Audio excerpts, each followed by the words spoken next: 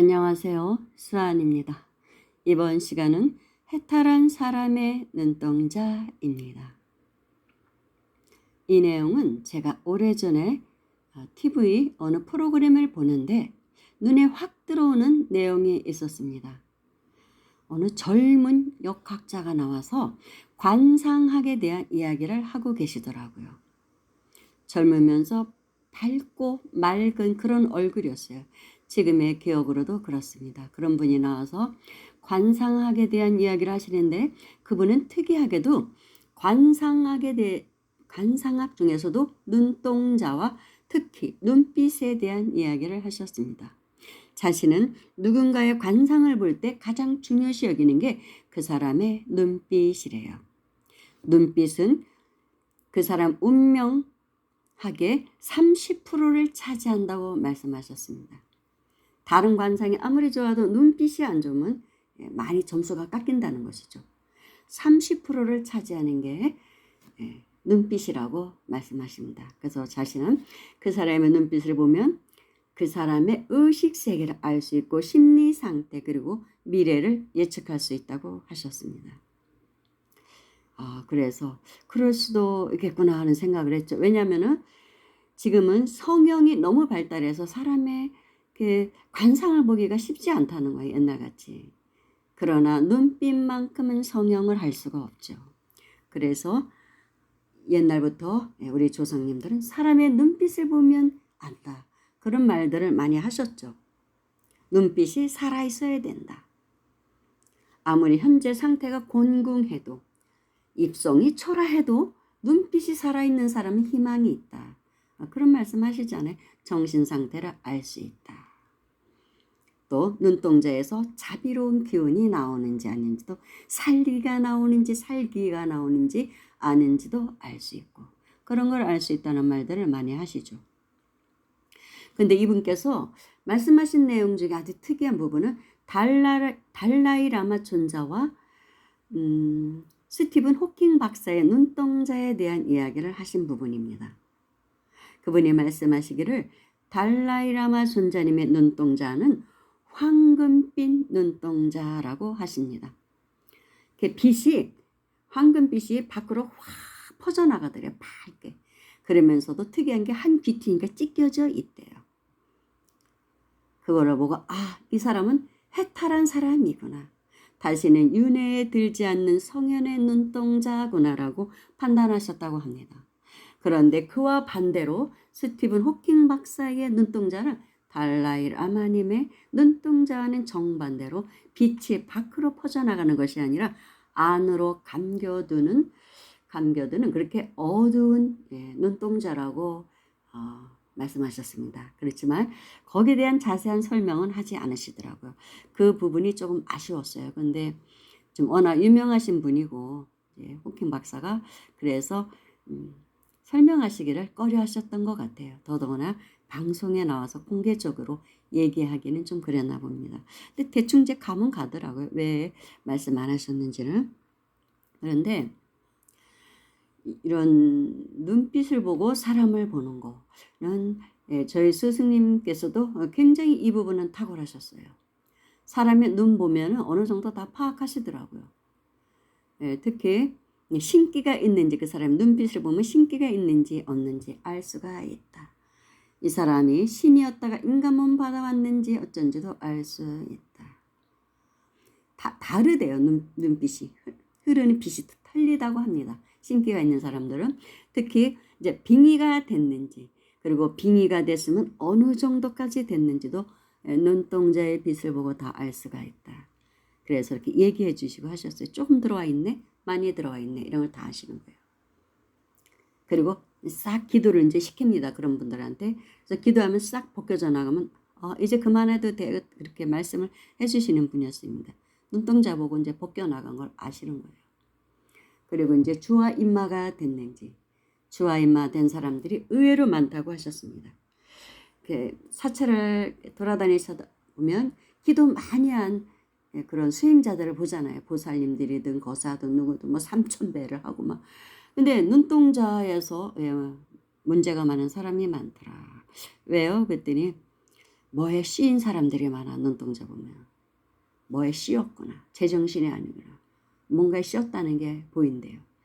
그래서 수행을 잘못하면 오히려 큰일 날 수가 있다.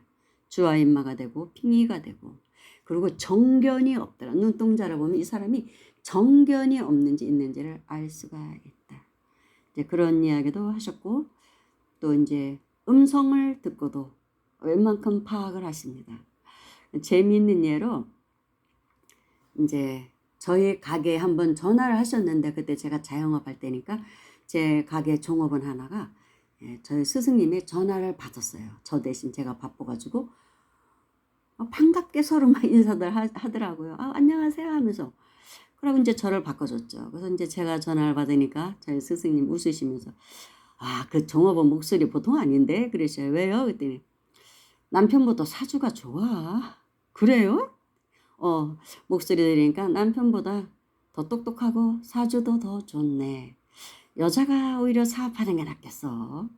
그러면 남편 사업이 더 잘 될 텐데. 사업을 하고 계셨거든요, 남편이. 근데 좀 어려웠어요, 사업이. 그래서 맞벌이 한다고 저희 집에 와서 일하고 있었는데, 그 종업원 보고 차라리 남편 사무실 가서 일하라 그래. 훨씬 좋아, 그게. 남편보다 훨씬 나아. 운명학적으로도 그래요. 그래서 제가 이제 전화를 끊고 저희 종업원에게 그 얘기를 해줬더니 뭐 펄떡펄떡 뛰는 거. 아우 난 싫다고. 내가 왜 우리 남편보다 사주가 좋은 것도 싫고, 제가 남편하고 같이 사업을 하면 돈을 더 잘 번다는 것도 싫다. 남편이 더 잘 버는 게 낫죠. 나는 좀 편하게 살고 싶은데 이게 무슨 말씀이냐고 막 그러다가 후에 이제 저희 스승님이 이제 서울 올라오셨다가 저희 가게 들렸었는데, 저희 종업원이 막 따졌어요. 아우 처사님 저 싫어요 싫어요. 저 우리 남편보다 제가 더 똑똑한 것도 싫고 사주팔자 좋은 것도 싫고 더 능력 있는 것도 싫고 다 싫다고. 나는 우리 남편 나보다 더 뛰어나고 잘나고 돈도 더 잘 벌어서 편하게 벌어다 주는 거로 먹고 살고 싶다고 막 그런데 그거 어떡하라고. 그렇게 보이는데 그렇잖아요 사실. 그래서 스승님이 막 놀리고 그랬죠. 진작에 남편 사무실 들어가서 같이 해. 훨씬 잘 돼. 그러면서 내가 볼 때 자네가 훨씬 나. 남편보다 훨씬 나. 막 그러셨어요. 그래서 울상을 찍고 저희 종업원이 그랬던 일이 생각납니다. 근데 결국 그렇게 됐어요. 한 1년쯤 저희 가게에 있다가 남편 사업을 도저히 어려워서 사무실에 또 직원들 형편도 안 된다 그래서 이제 본인이 가서 같이 하더라고요. 근데 그게 훨씬 낫대요. 정말로. 이 여자의 운이 기운이 걔가 되게 셌으니까 끌어당기는 힘이 있는 거예요. 사람을 끌어오는, 손님을 끌어오는 힘이 있는 거죠. 그래서 할 수 없이 같이 하고 있더라고요. 그렇게 목소리만 듣고도 아셨습니다. 그래서 상담자들의 편지 보고 50%는 그 사람의 운명을 파악해요. 상담자 편지를 읽으면은 이미 이제 반은 파악을 하십니다. 파악을 하시고 이 사람은 내가 만나줘야 될지 말아야 될지를 이제 판단하셔요. 내용 보고. 그래서 그냥 답장만 써서 이렇게 해결하는 경우도 많고, 이 사람이 이렇게 이 정도 해도 돼. 그렇게 판단하시고 아주 좀 심각하다. 이 사람 내가 꼭 만나야 되겠구나 싶은 사람은 이제 전화를 이제 합니다. 그럼 목소리 듣고 또 이제 7, 80%는 다 파악하시고, 목소리 듣고도 빙의 됐구나 안 됐나 다 아시더라고요. 이거 좀 심각하네. 이제 막 이런 상태가 심각하구만. 그래서 이제 그러면 이제 그 상담자를 만나러 가시죠. 그러면 이제 나머지는 이제 얼굴 보고 얘기하고 그러면서 이제 파악을 하십니다. 거의 근데 전화 목소리 듣고 편지 내용 보고 뭐 거의 파악은 일단 하고 최하 7, 80% 이상은 파악하고 가십니다. 목소리 듣고 하면. 그래서 이제 자세한 이제 그 사람의 집안 내력, 굳이 뭐 이제 그런 말씀을 하셨어요. 꼭 천안이 열려야만 그 사람의 어떤 전생을 보고도 할 수 있습니까? 했더니 그렇지는 않다. 그리고 천안이라는 게 열려도 항상 그게 열려 있는 게 아니다. 그렇다고 하십니다. 도인들도, 영안이 열린 분들도, 신안이 열리고 영안이 열린 분들도 그런 말씀을 하세요. 항상 24시간 그게 열렸으면 정신이 없어서 못 산대요. 그렇죠? 사람을 보면 모든 게 다 보는 사람마다 보인다면 그 어떻게 정신없어서 어떻게 살겠어요. 그렇지는 않은 것이죠. 마음을 딱 모으는 것이죠. 그때 보고자 마음을 낼 때 정확하게 보는 거예요.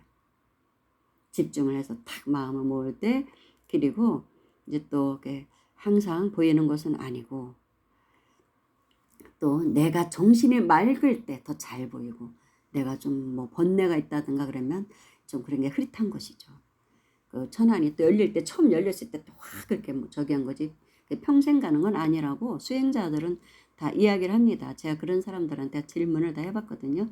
그러면 그럴 때는 뭘로 판단하십니까? 했더니 이제 여러 가지 있죠. 뭐 그렇게 관상학이나 이런 것도 보지만 그 사람의 집안을 보면 그 사람의 사주는 정확하게 나온다 그러셨습니다. 지금 현재 그 집안에 와 있는 사람들, 조상들, 자손들을 다 종합해서 보면 그 사람이 전생에 뭐였는지는 정확하게 알 수가 있다.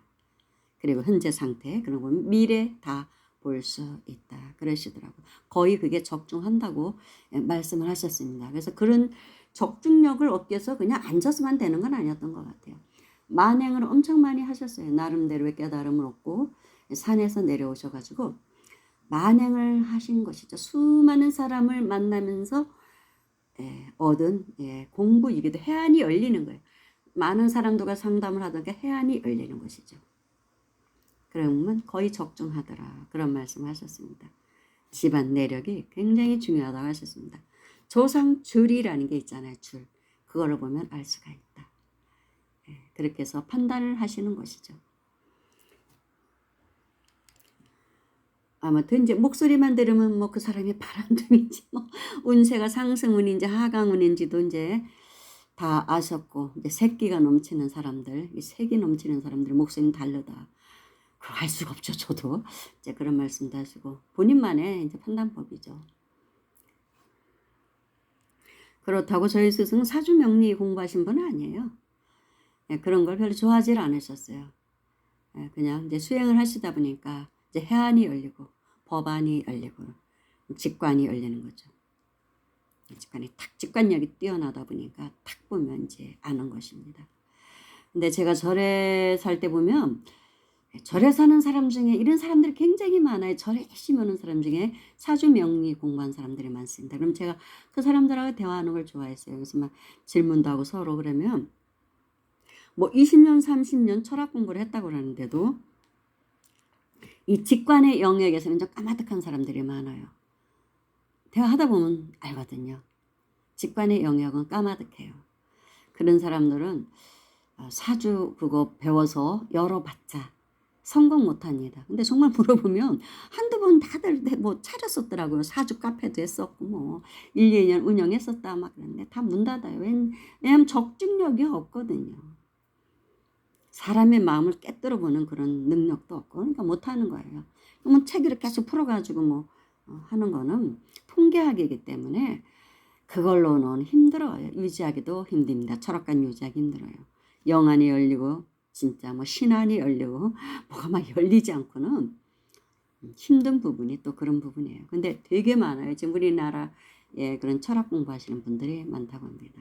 그래서 저는 그런 사람들 만나면 수행하세요. 그거보다 적당히 그건 하시고 치열하게 주력을 하시든 뭐 독경 수행을 하시든 참선 수행을 하시든 마음을 하나로 탁 모으는 참선 수행을 해서 제가 이 철학을 기가 막히게 잘 보는 스님도 만난 적이 있습니다.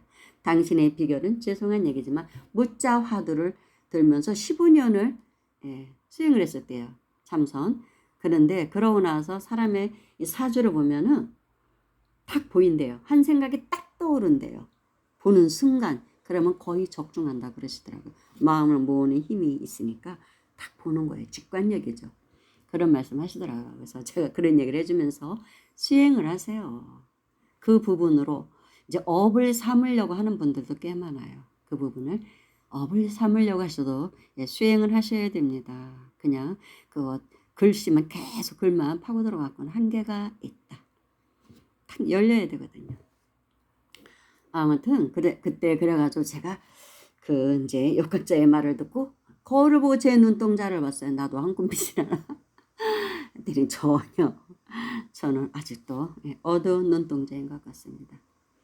아직 뭐 번뇌망상이 많으니까요. 그런데 제가 어느 날 그 방송을 저희 스승님한테 공부할 때 들었었어요. 그래서 다음에 제가 저희 스승님의 눈동자를 유심히 봤죠. 그때는 정말 황금빛 눈동자더라고요. 예, 저희 스승을 띄워주기 위해서 하는 말이 아니라 정말 그랬어요. 아, 다르구나. 전에는 그냥 무심코 봤거든요. 그래서 유심히 봤죠. 그랬더니 아주 맑고 투명한 황금빛이 비치더라고요. 그래서 많이 해탈하신 분인 건 사실이니까요. 그러니까 욕심도 없고 그냥 오로지 충생제도가 좋아서 정말 건져 올리겠다는 그 보살행을 하신 분이니까 그러다가 또 그 능력으로 많은 돈을 벌 수도 사실 있으셨는데 그런 걸 싫어하셨으니까 어느 날 싹 떠나셨으니까요. 떠나셨으니까 어딘가로 사라지셨으니까 많이 해탈하신 분이라고 볼 수 있죠. 세속세계에. 여기까지 하겠습니다. 감사합니다.